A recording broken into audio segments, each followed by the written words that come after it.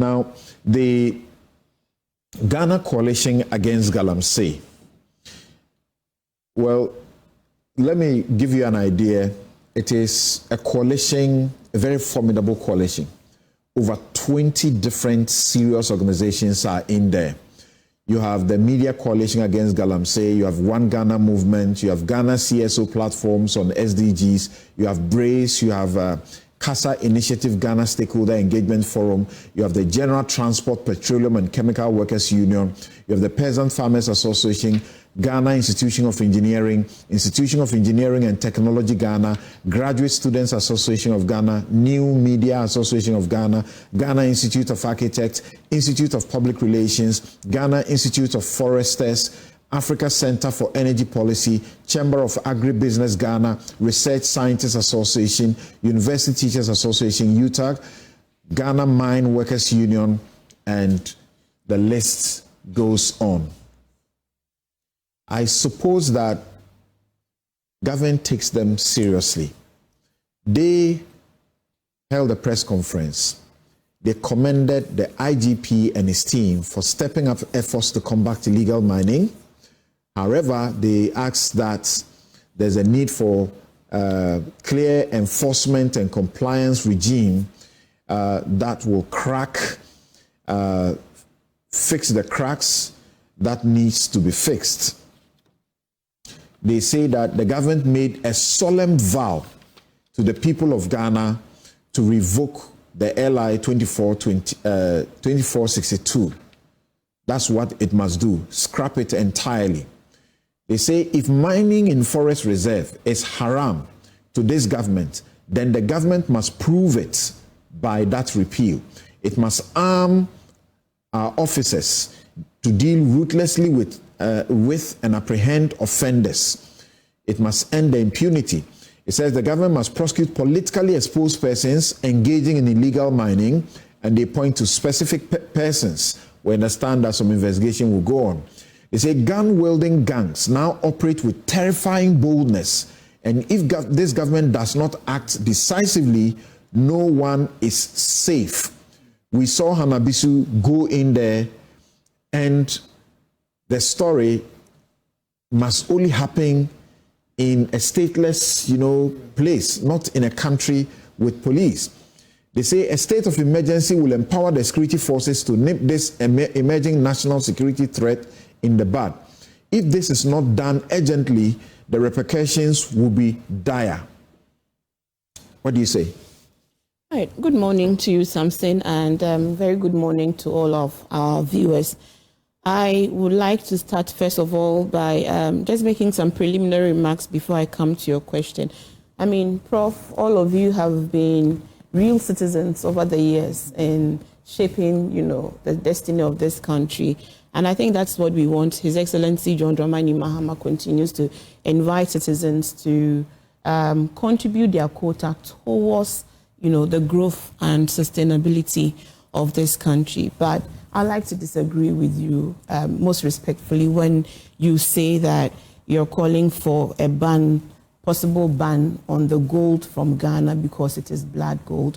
Prof, with all due respect, you do know that Ghana has been mining for several centuries, in fact, and decades, and there are legitimate mining concerns in the country and the contribution of mining to our economy.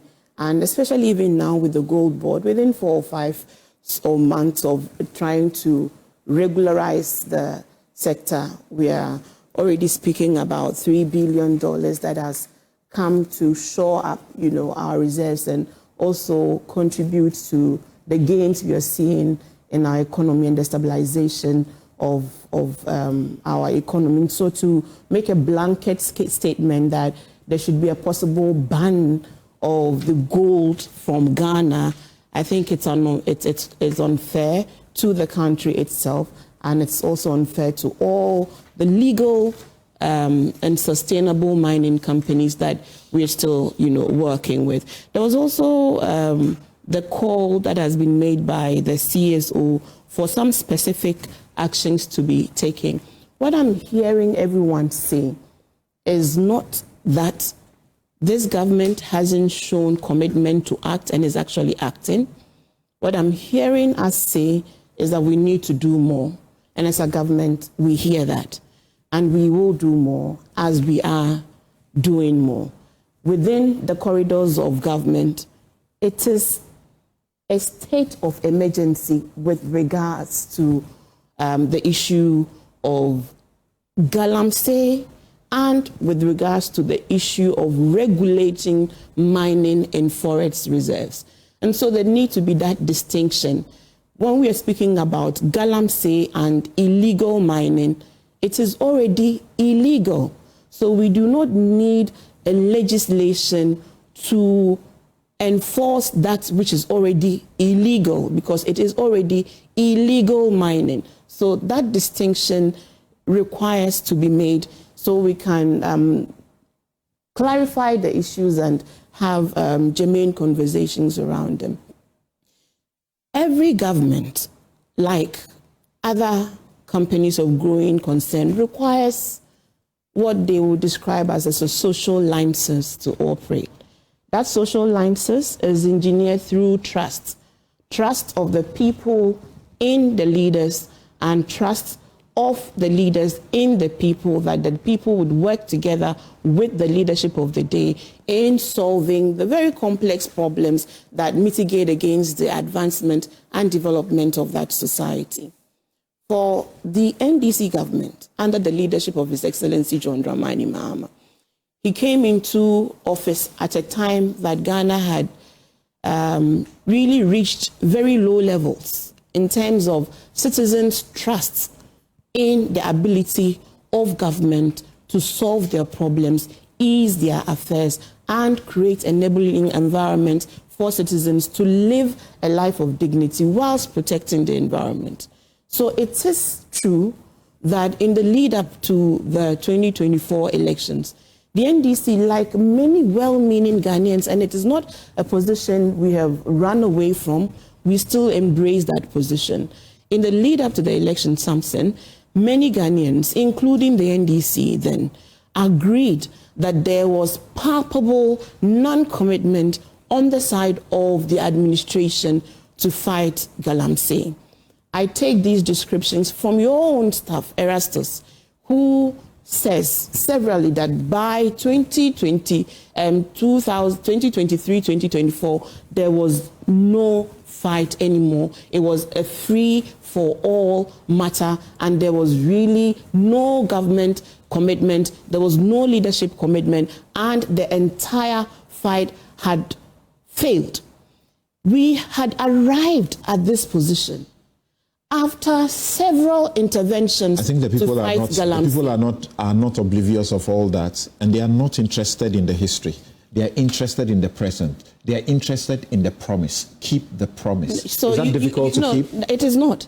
So what's the thing? And I think that you promised a repeal. Why have you gone to amend? So if you allow me to lay the foundation of this actually was supposed to be a brief session for the other issues. So if you can go straight to the jugular. People to go straight to the jugular. So allow me to tell us my argument. Tell us about why you have not repealed, but you are doing an amendment. Why until you understand where we are. Because on this platform, we have been told that we made this promise. Why did we make this promise? Because at the time, we believed there was no commitment. Just as all of you believed, there had been over 5 various actions over the period of the 8-year administration, including Operation Galamstop. A lot of money had gone into the fight against Galamsey. We had ministers of state tell us that their attempts to fight the menace had been met with frustrations at the highest level. I speak here of Professor Frimpong Boateng. It is not fair to create an impression that we arrived at the position for a declaration of a state of emergency based on no substance. There were real substance. Everybody knows that. And so when there was a change of government, what we are now measuring, what is the commitment of this new government to depart away from the inactions of the previous government. And that is where our government... You don't seem to appreciate the breach of trust. I think that is unfair to say. You don't appreciate the breach of trust. I totally agree. And I'm here because I totally... That you make me a promise. Vote for me. Yes. Vote for me. Because it could be that I... To fight Galamsey. Okay, so wait. It could be that I voted for your party. And the reason I voted for you would have been that I want Galamsey resolved, and you gave me a solution to resolve it. Yes. I didn't vote for your party, but that's a point I'm making. Some people would have done that. Then you come, next day you are saying, the thing you promised, you are not doing it. That's all we are asking. What is it? So maybe it is a matter of understanding of what doing is. And I think at this point, that's what we would like to invite. We would like to invite all of us, CSO citizens, to hear each other as we speak. Because Samson, your own Erastus Asare Donko, even as he continues on this advocacy, concedes that there is marked commitment in comparison. So we are looking at which set of leaders is showing commitment to act. In what ways are they acting? Yes, we had also campaigned on the back of the repeal of LI 2462. Look, it is the New Patriotic Party that banned mining in forest reserves and illegal mining and made claims of Galamsey as illegal, made those determinations. It is they themselves that also gave power through the parent law, the Minerals and Mining Act, and the LI that enforced the primary provisions of the Act, that gave power to the executive president to be able to release forest reserves for mining. And so when we came in, you are a lawyer. You know that with the matter of mining in forest reserves, there are companies that have legal licenses that were given to them in the past administration. The NDC, under His Excellency John Dramani Mahama, has not given a single license to any company, whether duly registered company, to mine in forest reserve. We have not done that.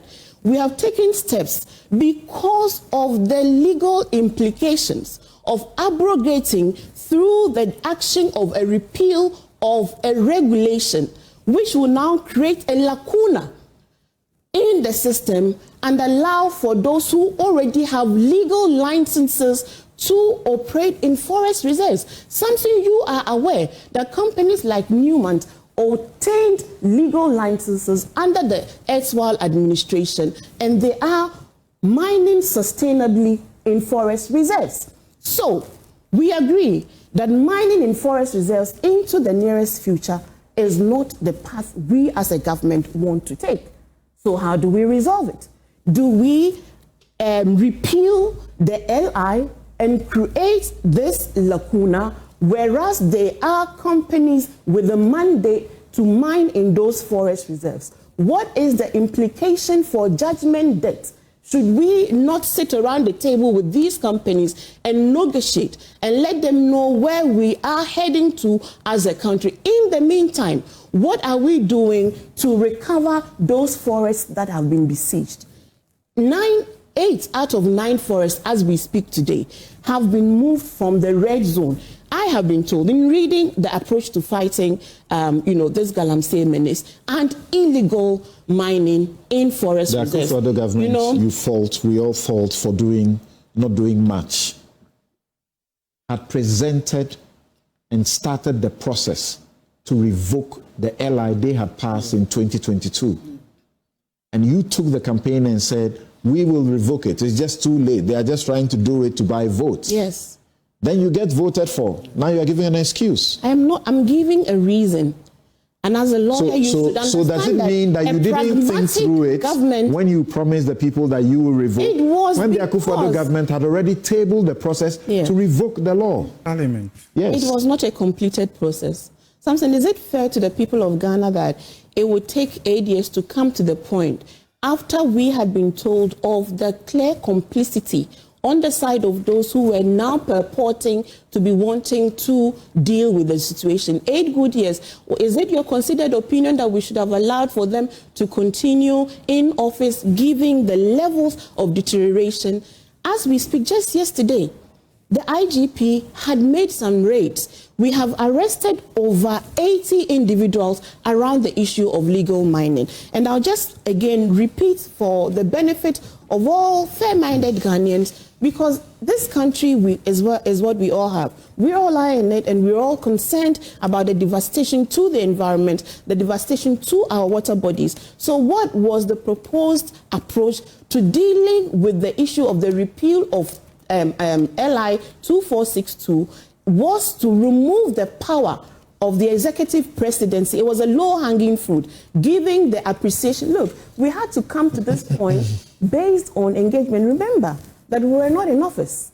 So we couldn't have engaged these mining companies to understand where they were with respect to their appetite to work with us, even as an action to repeal the law would have had consequences. You're saying that the professors at the Ghana Academy of Arts and Sciences... Don't put words in my mouth. You can accept you're saying that I'm saying. You're saying that they don't know what they're about when they insist that an entire repeal is what is required.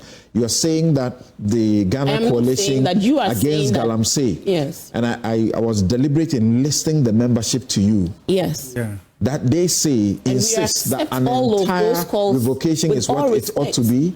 And I'm saying, and government is saying that let's sit around the table and let's agree on the consequences of these actions that are being determined. You made a promise, keep it. That's what they're saying. The promise, keeping some promises have consequences on you and I. And you are a lawyer, and I keep repeating it, because you know what it means to vary an existing contract. So the promise was a deceit. So how could it have been a deceit? How could it? The promise that was that we as a government would fight Galamsey. And the call, you see, distinguish between the promise and the commitment of the NDC regime and the calls of the NDC regime at a time where there was obvious evidence of no commitment. Please let us be fair. How about the state of emergency, the declaration of a state of emergency on areas where Galamsey is threatening water bodies and the forest? Are you saying? How about that? They're insisting on all of that too. Yes, and we are hearing them at a very deep level. And the engagements will continue, because we need to present the truest picture to them and let them know what we have done as our own urgent actions to curtail further deterioration. Do you think the government should look at these people, should look at Ghanaians and apologize for making those promises, because they have you have now realized that it is not what you thought? What is not what we thought? Repeal and state of emergency. You see, we speak of these actions as if they are off the table. I've explained to you that in the interim, whilst we amend LI 2462 to curtail the most problematic provisions in that LI, we have been advised by the Attorney General that he is now going to take steps to amend the parent law, the Minerals and Mining Act, to ensure that we make clear declarations of mining in forest reserves as being illegal. Okay. In the meantime, we must engage with all the mining companies that have legal licenses granted to them through the past administration to sit around the table and agree. Okay. Whilst we do that, we must present the picture and the options we have for deploying some of these specific recommendations and what it would mean to the public purse. Thank you. Meanwhile, let me add, please. May I just wrap up? Please allow me. This was supposed to be our preliminary I beg your pardon, and then we go to and give some results. I've seen all of you putting up your hands. I'm sorry to disappoint you. Can I just say something briefly as a way of conclusion? I want to assure Ghanaians that as we speak, the government of Ghana, through the IGP, who is really now the lead in terms of fighting the Galamsey menace, has impounded 1,250 excavators at our ports. We are working with DVLA to track all of these excavators, because obviously there are supply and demand issues. So we are trying to deal with those blockages. What are these excavators coming to do? And if you do not have proof prove that you're bringing these excavators in for construction work, you don't get to clear these excavators. Meanwhile, DVLA is working to track existing excavators in the system.